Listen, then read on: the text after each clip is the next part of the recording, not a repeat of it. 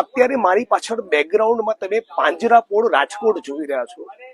ભારતીય જનતા પાર્ટીના માણસો ગાય માતા કરીને આખા ગુજરાતમાં અને દેશમાં દરેક રાજ્યમાં રાજનીતિ કરી, સત્તા પ્રાપ્ત કરી અને અત્યારે રાજકોટના પાંજરાપોળમાં નકરા કાદવ, કીચડ, ગંદકી અને ઉકરડામાં ગાયોને રાખી છે. લંપીની બીમારી થઈ છે.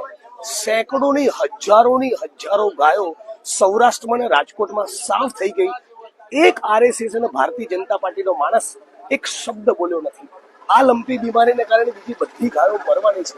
હું કેમેરામેનને વિનંતી કરું, જે કાદવ કીચડ છે એનું દ્રશ્ય બતાવો. કેવી પરિસ્થિતિમાં, કેવા ઉકરડામાં તમે ગાયોને રાખો છો. ગાયના માતાના નામે તમે રાજનીતિ કરો અને આ પરિસ્થિતિ જોજો. બધી બીમાર તમે જોઈશો, બધાને લંપીની બીમારી થયેલી છે. આ લંપી રોગનો ભોગ બનેલી આ બધી ગાયો છે.